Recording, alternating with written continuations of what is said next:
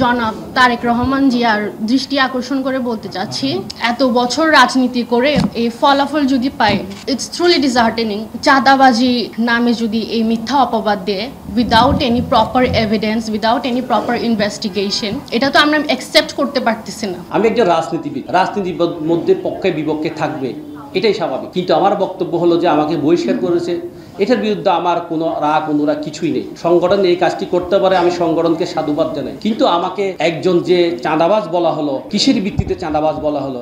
সংগঠনকে এইভাবে একজন কর্মীকে চাঁদাবাজ বলতে পারে না। আবার সংগঠন ওখানে বলেছে, মানে আহ্বান করেছে আমার বিরুদ্ধে, মানে আইনানুগতভাবে ব্যবস্থা নেওয়ার জন্য। তো আমি আপনাদের মাধ্যমে বলছি, যারা বা আমার বিরুদ্ধে অভিযোগ এনেছে আমি চাঁদাবাজি করেছি, ভূমি দখল করেছি, এখন তো আর কোনো সমস্যা না। আমার হাইকমান্ডটা বলে দিয়েছে আমার বিরুদ্ধে আইনগত ব্যবস্থা নেওয়ার জন্য।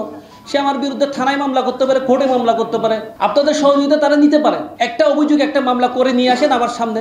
আমি কোথায় অপরাধ করছি, কোথায় চাঁদাবাজি করেছি, কোথায় জমি দখলবাজি করেছি, একটা প্রমাণ আপনারা নিয়ে আসেন আমার সামনে। এবং আমি যার জমি দখলবাজ আমাকে কথা বলা হয়েছে, কোন ব্যক্তির জমি দখল করেছি, কখন দখল করেছি, এখন নিশ্চয়ই কারো না কারো জায়গাতে আমি দখল করতে গিয়েছি, সেই ব্যক্তি অবশ্যই জমির মালিকানা থাকবে।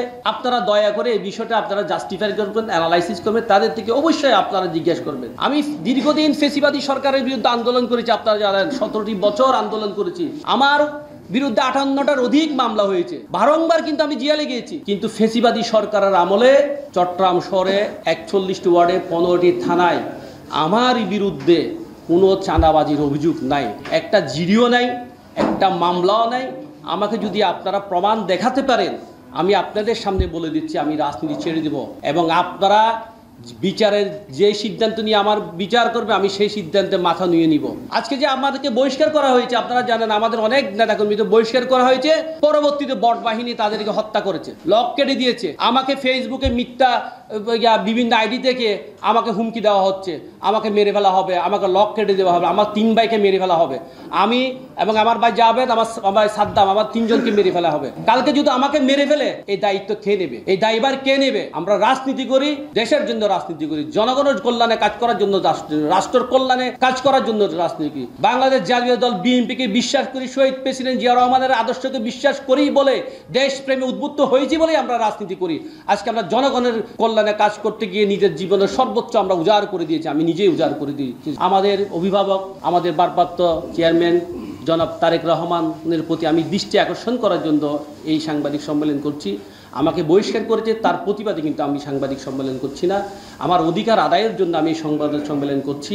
কারণ আমি চেয়ারম্যান সাহেবের কাছে যাওয়ার রাস্তা আমার নেই, ওনাকে এই কথাগুলি বলার যে রাস্তা আমার নেই।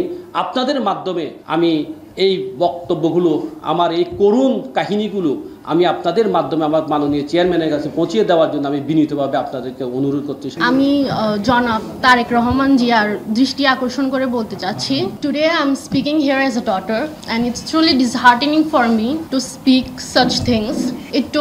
It took years of dedication. Overnight তো এই নামটা হয়নি।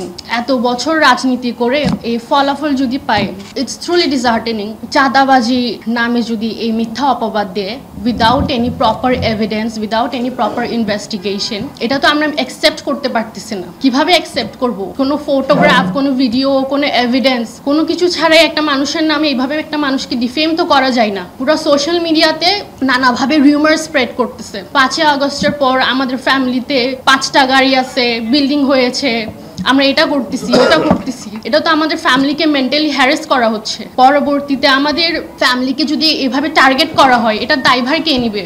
সো এটার ন্যায় বিচার চাই আমরা। We really want justice. It's unfair.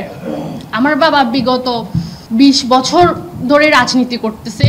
আমরা অনেক কিছু সাফার করেছি এই জার্নিতে। ছোট থেকে আমরা অনেক কিছু সাফার করেছি। He was away from us. Awami League আমলে আমরা অনেক কিছু সাফার করেছি, যেটা এখন অ্যাকসেপ্ট করা, এত কিছু হওয়ার পর, এত ডেডিকেশন, এত এফার্টস, আমরা এটা নিতে পারতেছি না অ্যাকচুয়ালি। সো আমি চাই এটার প্রপার ইনভেস্টিগেশন করা হোক।